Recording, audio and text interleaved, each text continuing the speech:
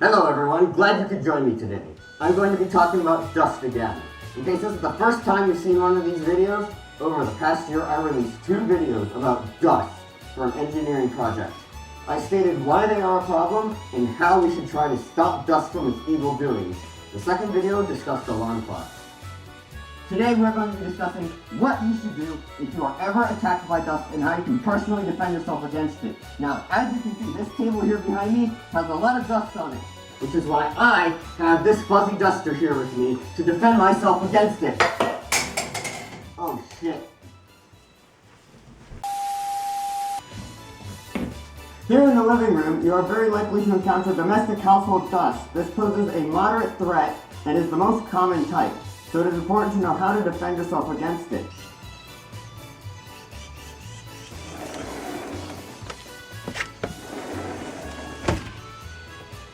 If you experience a reaction to a presence of dust, you should step outside for fresh air or take an allergy relief. There are many other measures you can take to prevent these kind of attacks.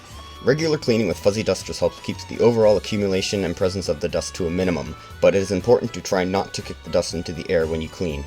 Dehumidifiers also seem to reduce the accumulation of dust, but they don't entirely stop it.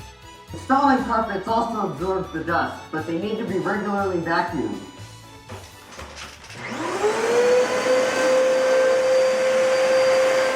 Another thing to keep in mind about carpets is they are a home for dust mites, so if you have severe allergies, regular vacuuming is mandatory.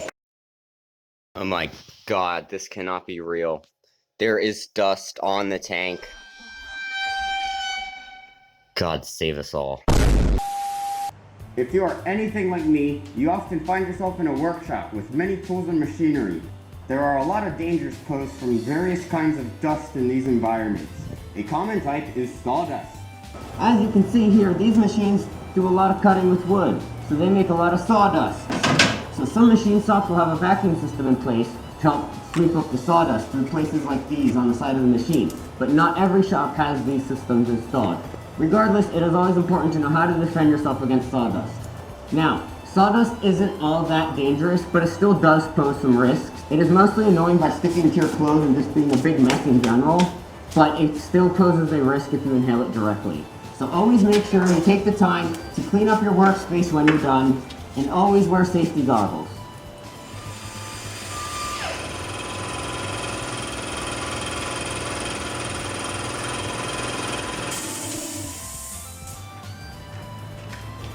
Another workshop dust is fiberglass. This dust is extremely dangerous, posing some of the biggest threats of all dust. The number 1 rule is always wear a mask when sanding fiberglass, or carbon fiber. Inhaling carbon fiber dust is cumulative, so whatever goes into your lungs stays there. The mask you use should preferably have some kind of filters and venting. Wearing a COVID-19 mask is not ideal, but if it's all you got, it's better than nothing. Fiberglass can also be present in things like mattresses, not just in a workshop. However, in a fiberglass mattress, as long as there are no tears and it isn't spilling, you're fine. Now, if you do find a tear and carbon dust is spilling out, you should buy a new mattress. Luckily for me, there are like 20 mattress stores in the area, but that's a topic for another time. If you live in the southwest countries like Texas or Arizona, you may be familiar with a phenomena called dust storms. These are basically giant clouds of sand and dust that become airborne and blow around and cause all kinds of damage to property and life. It's some pretty crazy stuff.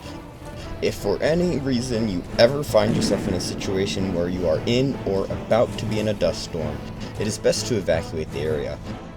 If that isn't possible, seek shelter ASAP and stay away from windows and unsealed doorways.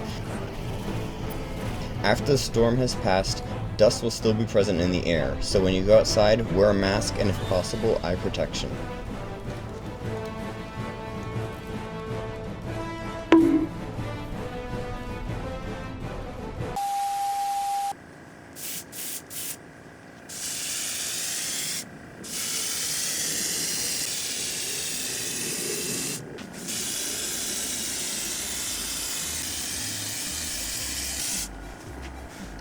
So, the final topic I want to talk about is paint. Now, paint isn't actually dust, I know, but the effects it has are very similar to the effects of dust.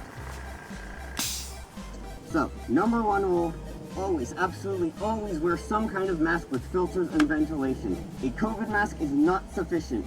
The effects of paint, of breathing it in, are like smoking. It accumulates into your lungs and it will stay there forever. It is like smoking. So, if you don't smoke, don't paint without a mask. If you do smoke, you should stop smoking. It's bad for you.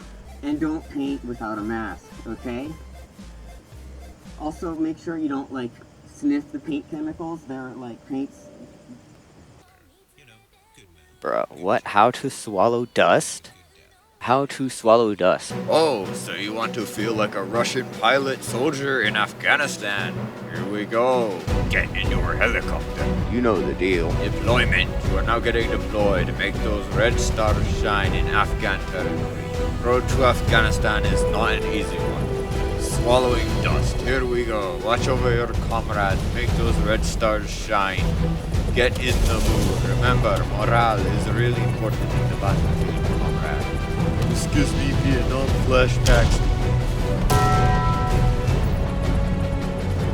I came from Afghanistan, swallowing dust. Please don't give awards, skull. Bruh. I hate dust. It is the root cause of all. We're gonna give this an award. 10 out of 10. So guys, thank you all for watching. I hope you learned something about dust.